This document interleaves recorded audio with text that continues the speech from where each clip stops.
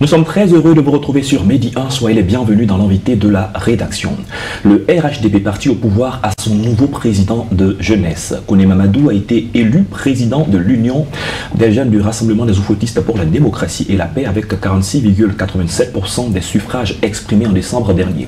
Quels sont les défis de la jeunesse du parti et comment s'organise-t-elle pour les futures échéances? On en discute dans cet entretien. Koulibaly Doiri est avec nous. Bienvenue. Merci, M. Thomas. Nous avons été ensemble pendant l'année 2023 et cette fois-ci nous nous retrouvons en 2024. Nous en sommes très heureux et surtout pour parler de politique encore. Avant toute chose, permettez-moi d'abord de souhaiter encore excellente année à l'ensemble des téléspectateurs et au personnel du Medi 1, y compris son fondateur d'ailleurs, qui nous donne l'occasion de nous exprimer sur des sujets qui sont importants pour la vie de la nation, surtout au niveau de la jeunesse. Très bien. Rappelons que vous êtes diplômé de l'Institut de formation politique Amadou Gon Koulibaly. Parlant de la jeunesse, on l'a dit, le parti au pouvoir a son nouveau président de jeunesse. Vous avez assisté de près comme de loin, même de près, à tout ce qui s'est passé. Revenons sur les circonstances de ces élections. Permettez-moi d'abord de féliciter le nouveau président qui a été élu, M. Kone Mamadou. Féliciter la direction du parti, le RHDP, et surtout le comité d'organisation de ces échéances électorales, parce qu'on a vu, moi en tant que diplômé de l'Institut Amadou Gon Koulibaly, qui est un institut de formation politique, il y a eu libre cours au débat, il y a eu la pensée plurielle, et au sorti de tous ces débats, au sorti de cette campagne qui était très intéressante à suivre sur les réseaux sociaux, tant sur certains plateaux, M. Kone Mamadou en est sorti l'heureux élu de cette Assemblée générale. Je voulais donc lui dire félicitations et dire que bon, c'est un nouveau départ pour le RHDP, surtout en ce qui concerne sa jeunesse. Il faut qu'il s'organise à mettre la jeunesse en mouvement pour le parti, parce que 2025 c'est à côté. D'accord. Quand on parle de la jeunesse d'un parti, on pourrait penser tout de suite en termes de mission, quelles sont les mêmes dans toute organisation. Il est tout de même important de revenir sur quelques éléments qui sont importants. Une jeunesse bien organisée, à quelle mission, surtout dans un parti politique? Vous savez, la population ivoirienne est composée à plus de 75% de jeunes. Ouais. Laisser ou vouloir évoluer en laissant la jeunesse en marge, c'est laisser plus de 75% de la population ivoirienne à côté. Et la jeunesse qui s'organise, elle doit s'approprier la vie politique sur le terrain. Elle doit aller au débat et elle doit se rendre disponible, parce que qui parle d'un militant, comme on aime le dire dans les états-majors politiques, c'est un soldat. Un soldat, mais ce n'est pas un soldat qui prend des armes pour aller sur un front, mais c'est un soldat qui va avec ses idées, bien entendu, pour aller conquérir le terrain politique pour son organisation politique. Et je pense qu'avec cette réorganisation de la jeunesse, le président va s'approprier les missions qui lui ont été assignées par le parti politique et descendre sur le terrain pour mobiliser ou régalvaniser ses troupes pour son parti, le RHDP. Et lorsque vous regardez la jeunesse de façon générale, mais particulièrement celle dont nous sommes en train de parler en termes d'état des lieux, à quel niveau est-ce que nous en sommes en termes d'acquis et puis aussi des manques à gagner par rapport à la formation, l'insertion, à beaucoup de choses? Bon, en termes d'acquis, il y a des réels acquis, parce qu'aujourd'hui, vous me permettez d'abord de vous remercier pour l'occasion que vous nous offrez.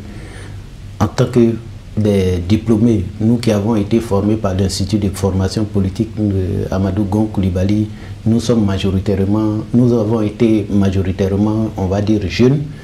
Et à partir de votre plateau, disons à partir de l'Institut, vous avez commencé à coopter certaines personnes. Et on voit aussi, ce n'est pas seulement, quand on suit la télé, ce ne sont pas seulement les étudiants de l'Institut Amadou Gon Koulibaly. Vous prenez partout les jeunes qui sont aptes et capables de venir échanger leurs idées sur vos plateaux. Permettez-moi de vous dire félicitations et merci. Mais dire que les jeunes, il y a un acquis parce que la jeunesse est formée. Il y a eu, c'est vrai, beaucoup d'années de, on va dire, tout comme un vide. la formation avait été avec Houphouët, et la génération qui gouverne, on va dire que ce sont les enfants formés par Houphouët. Je suis désolé de le dire, mais de 2000, on va dire depuis le coup d'État de 1999 jusqu'en 2011, c'était vu comme un vide où on va dire il y a une génération sacrifiée. Mais il y a quand même certains qui ont pu sortir la tête de ce lot et qui se sont formés, auto-formés comme ils le pouvaient. Mais maintenant, depuis 2011, jusque-là, il y a vraiment un engagement constant sur le terrain de former les jeunes. Et c'est la suite de cette formation. D'ailleurs, le nouveau président qui a été élu, j'ai ouï dire qu'il est de la 3e promotion de l'Institut Amadou Gon Coulibaly. Ça veut dire que c'est un sachant de la chose. Et il y a des acquis qu'il faut saluer. Mais quand même, tout n'est pas rose, comme je l'ai dit tantôt. On a eu beaucoup d'années où les jeunes n'ont pas eu le temps de se former, et donc il y a ces séquelles. Vous allez entendre sur le terrain beaucoup de jeunes en train de se plaindre parce que ils ont milité pour leurs différents partis. Aujourd'hui, ils sont comme des laissés pour compte parce qu'ils n'ont pas pu obtenir des qualificatifs qui allaient leur permettre d'insérer le tissu social immédiatement. Et ça, ce sont des choses que les partis politiques doivent regarder. Il ne faut pas évoluer seulement avec ceux, mais il faut aussi entretenir ceux qui ont été vraiment au four et au moulin pendant la lutte. D'accord, parlons de la responsabilité des jeunes. Il y a des années en arrière, quand on parlait de jeunesse, on voyait violence, on voyait des personnes qu'on pouvait manipuler, mais de plus en plus, cette idée est en train de disparaître. La jeunesse dont nous sommes en train de parler, celle du RHDP qui s'organise certainement pour les prochaines échéances. Quel est son niveau de responsabilité? On dit souvent qu'un peuple est à l'image de ses leaders. On sait que le président de la République est un homme de rigueur. Il faut que la jeunesse ressemble au type, ressemble au président de la République. Quelle est la responsabilité aujourd'hui de ces jeunes-là qui prennent, on dirait, le destin en main, mais encadrés par les devanciers? Cette responsabilité, je pense qu'elle s'est laissée sentir au niveau de l'organisation du Congrès. Le RHDP, quand j'ai regardé l'organisation de ce Congrès, a une jeunesse disciplinée. Mais tout ne peut pas être parfait à 100%. Et cela est dû à l'homme qui incarne aujourd'hui le parti politique, qui est le président de la République, son Excellence Alassane Ouattara, qui est un modèle à qui tout le monde veut ressembler. Et aujourd'hui, la jeunesse est assez responsable et elle est ouverte au débat. La jeunesse ne parle plus de violence. En Côte d'Ivoire, on ne parle que de construction de la nation autour des idées. Il peut y avoir une opposition, mais il faut que l'opposition soit une opposition d'idées. L'opposition doit être dans les échanges et les débats, accepter bien sûr la contradiction. Et c'est ce qu'on voit. Jour et nuit, beaucoup de personnes s'amusent à insulter le président de la République, mais lui, il n'a que faire.